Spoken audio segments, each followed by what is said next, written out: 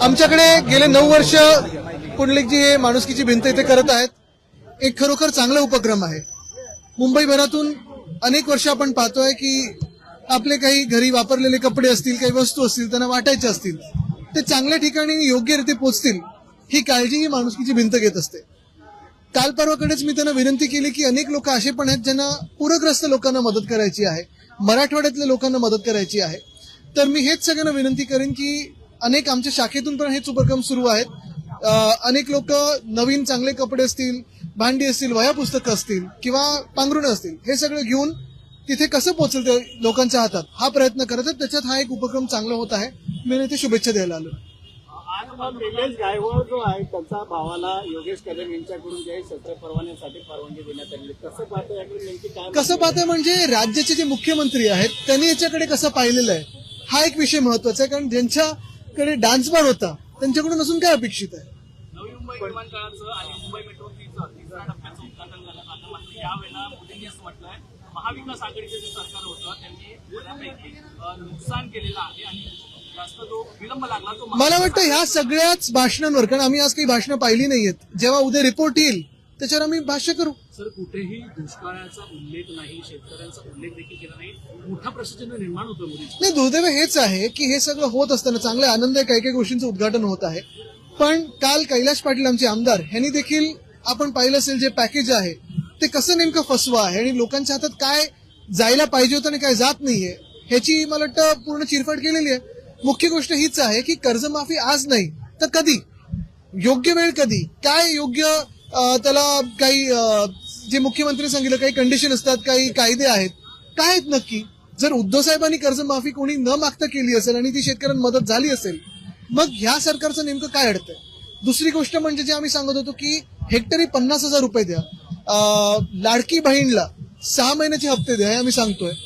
काय नेमकं सरकार का मागे पडतंय. होर्डिंग बॅनरसाठी आम्ही पाहतोय अमाप होर्डिंग बॅनर लागलेत आज. ह्याच्यासाठी जर पैसे असतील तर मग शेतकऱ्यांची मदत करण्यासाठी पैसे नाही आहेत का तुमच्याकडे, हा एक प्रश्न उपस्थित झालेला आहे महाराष्ट्रामध्ये. पण आज उद्याचे सगळे कार्यक्रम होऊन जाऊ द्या, मग बघू. हे विषय सर्व बाजूला ठेवून कुठेतरी महायुतीच आगामी निवडणुका जिंकेल अशा प्रकारचं जे वक्तव्य आहे ते त्या ठिकाणी करण्यात आलं असं पाहायला मिळालं. मला वाटतं ही राजकारणाची वेळ नाहीये आणि शेतकऱ्यांच्या अवतीभोवती आता राजकारण होऊ नये, त्यांना मदत होणं गरजेचं आहे. आपण सगळ्यांनीच सगळ्याच चॅनलनी जाऊन रिपोर्ट जे केलेले आहेत आपण पाहताय भयानक परिस्थिती आहे.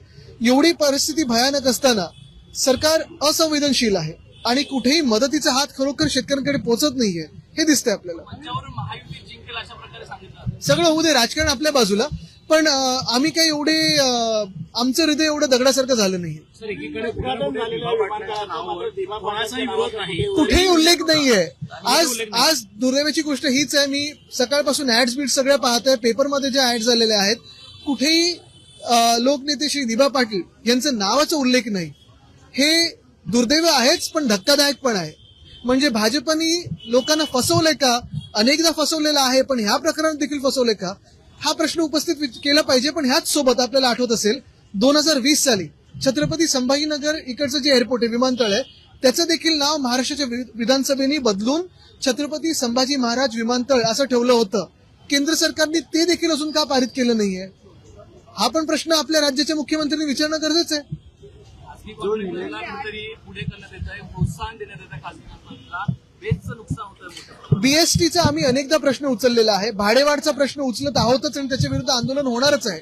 पण त्याच सोबत आपण पाहतोय आज एक बातमी आली पेपरमध्ये की मेट्रो 3च्या लास्ट माइल कनेक्टिव्हिटीसाठी सिटी फ्लो आणि अजून एका बसच्या कॉन्ट्रॅक्टरला हे कंत्राट दिलेलं आहे. मग आमचं बीएसटी का मागे पडतंय. बीएसटी मध्ये तुम्ही का अजून बसेस आणत नाहीयेत. जी सगळी काही मदत आपण पाहतोय मेट्रो उधळपट्टी झालेली आहे, काही काही ठिकाणी एस्केलेशन झालेले आहेत. त्याच्यातून काही कमी पैसे जरी बीएसटीला दिले असते तरी बीएसटीचे पगार वेळेवर गेले असते, ग्रॅच्युटी असतील, पेन्शन असेल, हे तर आहेच, पण बीएसटीचा फ्लीट देखील वाढला असता, फ्लीट साईज वाढली असती.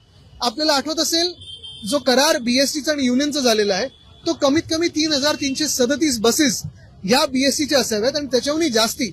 महाविकास आघाडीचं सरकार असताना, शिवसेना उद्धव बाळासाहेब ठाकरे पक्षाचं सरकार बीएमसी मध्ये असताना आम्ही ठरवलं होतं की 10,000 बसेस आपल्या 2027 पर्यंत असायला पाहिजेत.